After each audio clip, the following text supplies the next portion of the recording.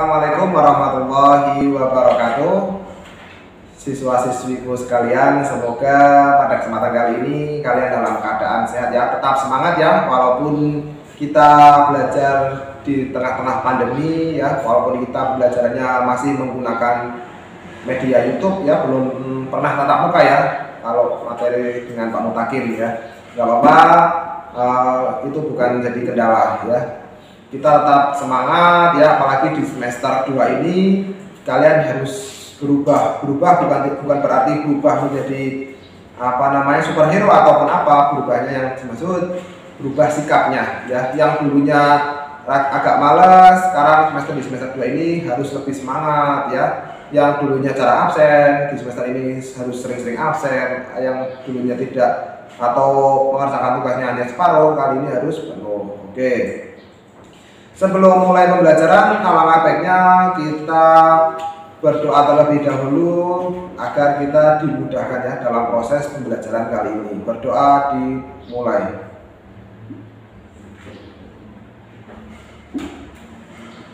Amin. Oke, pada materi kali ini kita masuk di bab baru, yaitu bab 4 tentang ciri-ciri gerakan Muhammadiyah. Ya, ciri-ciri gerakan Muhammadiyah itu ada beberapa poin. Kita akan bahasnya satu persatu ya. Pada pertemuan kali ini kita akan bahas poin pertama, yaitu Muhammadiyah sebagai gerakan Islam. Nah, kenapa sih kok Muhammadiyah itu sebagai gerakan Islam? Karena Muhammadiyah itu secara proaktif tampil melopori pembaruan Islam di tengah-tengah masyarakat. Ya. Kenapa sih Muhammadiyah kok sering melakukan tasdid atau pembaruan? Karena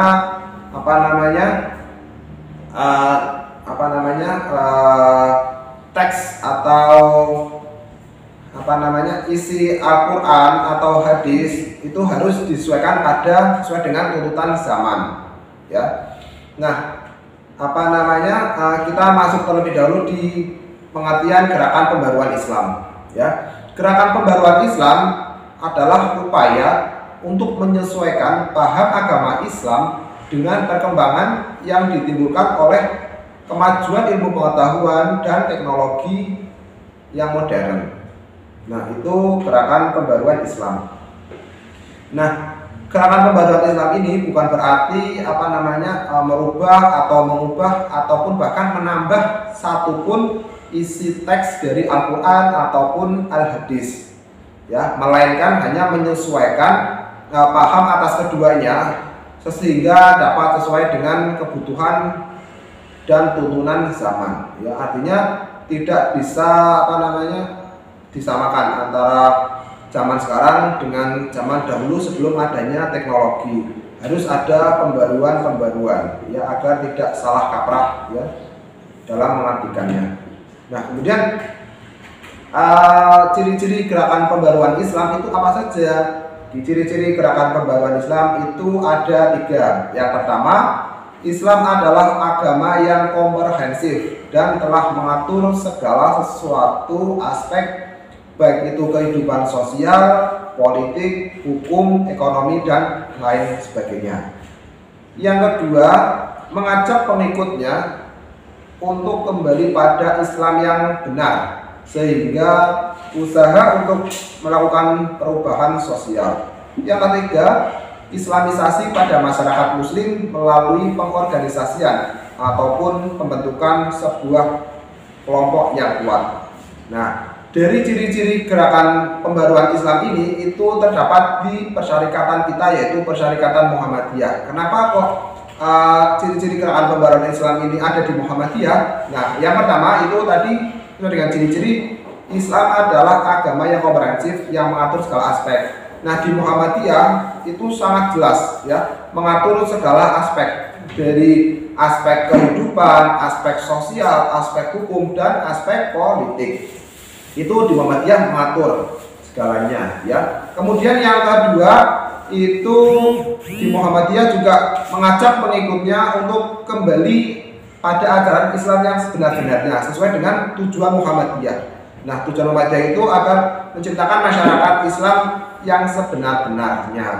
Nah, kemudian yang ketiga, di Muhammadiyah juga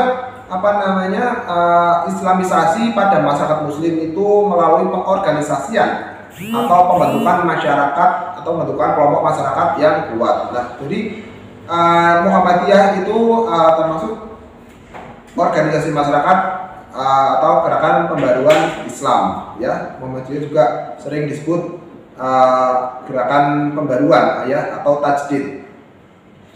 Nah, Muhammadiyah itu kenapa dikatakan gerakan Islam? Karena gerak-geriknya atau langkah usahanya Muhammadiyah itu segala sesuatunya itu dapat dijalankan dengan cara yang dibenarkan oleh ajaran Islam itu sendiri. Nah, jadi di Muhammadiyah itu bukan mazhab, ya. Muhammadiyah itu yaitu gerakan Islam, ya. Kemudian dalam mengamalkan ajaran agama Islam, Muhammadiyah itu bekerja pada hampir semua bidang kehidupan, ya.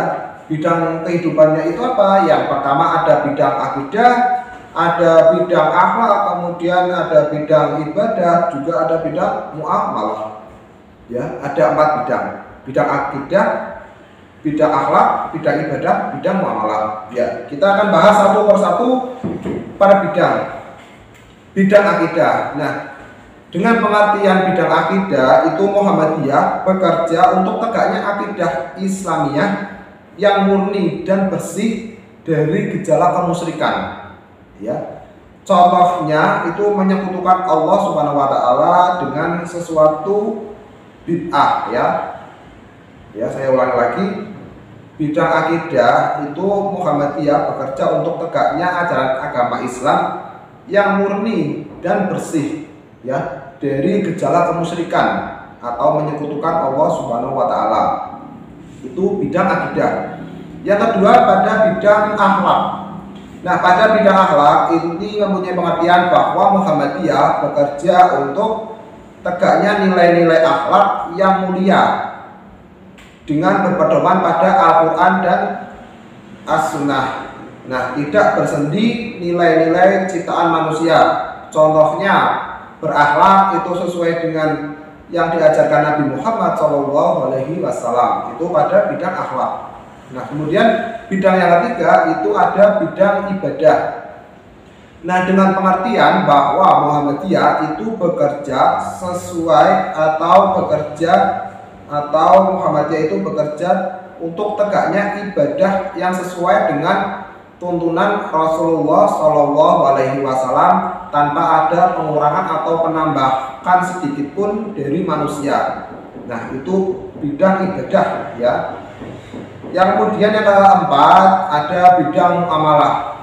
Nah, pada bidang muamalah itu dengan pengertian bahwa Muhammadiyah itu bekerja untuk melaksanakan muamalat atau muamalat duniawi.